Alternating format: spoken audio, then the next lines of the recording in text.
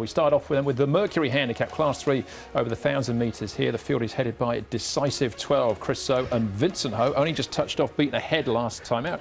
That was behind Joyful Win. Good View Clarica, his wins down the straight at Shartin. Brilliant Fortune, not far off We the South last time out. Stoltz makes his Hong Kong debut for Francis Lloyd. Matthew Poon rides there. My Ecstatic, fourth from a wide gate behind Scores of Fun last time. Fabulous 8 went up on his last 3, including the IJC last week. And Wind Speeder, his first try at the 1,000 last time out, brought him into 4th place behind We the South. Right, let's have a look at the speed map first here, Mark. We're saying good to fast, so plenty of pace engaged. Who are the horses we've got to look out for? Poor old Mike Ecstatic can't take a trick at the moment. He actually ran really well, Paul, last time when 4th behind Scores of Fun covering ground, but he comes back from the 12 to the 1,000, so one less bend to go around. Fabulous 8 on the quick backup, though, draws beautifully in barrier number 1. Yeah, I think he's going to lead, and then it's going to be a rush to see who can get outside him. I think Brilliant Fortune might have that gate speed over the 1,000 metres to get there. Special M will be trying to get there as well. He did that over the 1,200. Stoltz is a newcomer, so he's showing a bit of gate speed, and poor old Mike Ecstatic, it just looks really tough for him out wide. Decisive 12 has been better too when ridden with cover lately, so I'm sure they'll ride him the same way, and Astro King settles back at the tail end. All right, so plenty of pace here in the 4th event. We'll have a look at a couple of runners in a moment. We'll start off, though, by hearing from Karis Deaton. He'll be riding Brilliant Fortune.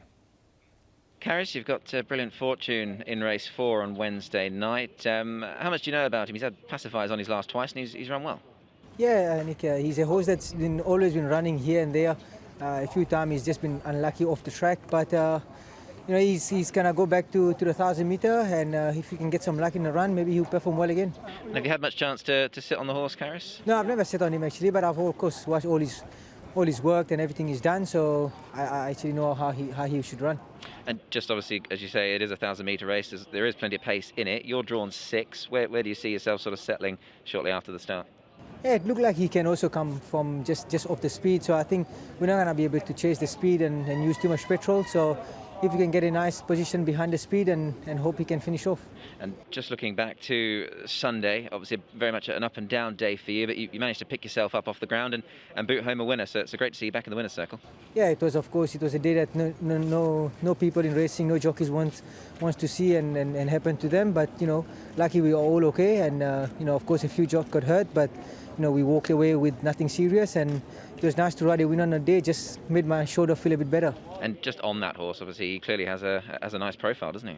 Yeah, he's a lovely horse. I've sat on him at track work. I knew what I was going to ride, and he did it pretty comfortably. I think he's got a bright future.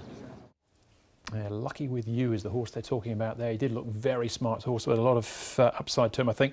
That was Brilliant Fortune that he was talking about, though, with Nick, as we now have a look at Mark, My Ecstatic. Now, he was one of the ones that potentially is getting a wide run, as he did this night as well. He did indeed, and this was around 3 weeks, almost a month ago that he did this. In fact, over a month it was, and he's actually fought on really well. You can see the ground that he's covering wide out around there. It's the race won by Scores of Fun, who is racing well, and then in the straight he's just holding his spot, but he half gets another go on here, Paul.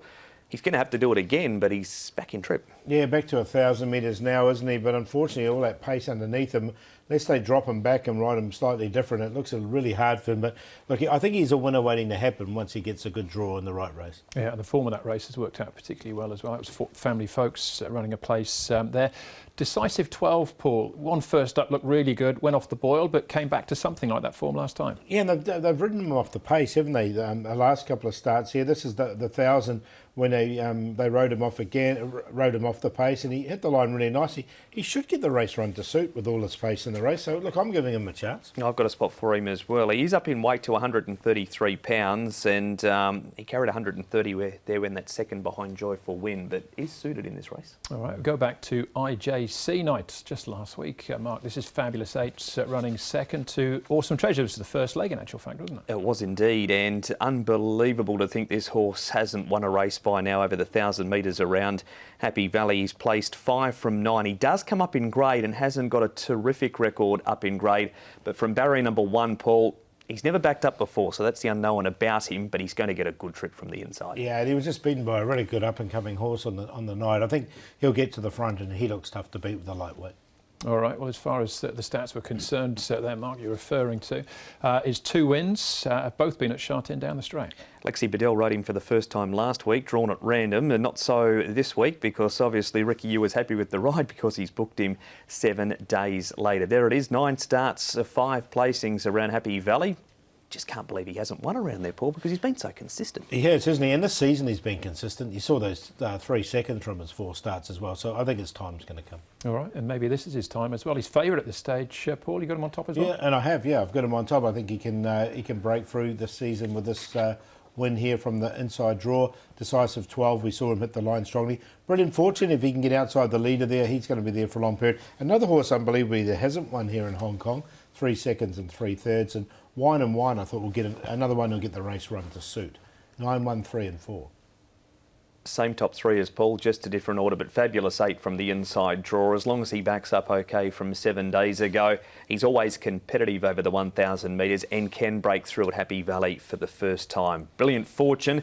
Well, we've said it just about since his first start. He's getting closer to a win in Hong Kong. Decisive 12, since he's been ridden quietly, has improved. And Mike Static will do it tough, but he fought on okay after that really tough run last time as well. 9, 3, 1 and 7. I think Decisive 12 and Fabulous 8's probably the 2 to focus on, but Stoltz, I was quite taken with his trials. He's been to Happy Valley as well. Annabelle Neesham had him in Australia, won 3 of his 9 starts, so keep an eye on him in the market there with Matthew Poon riding.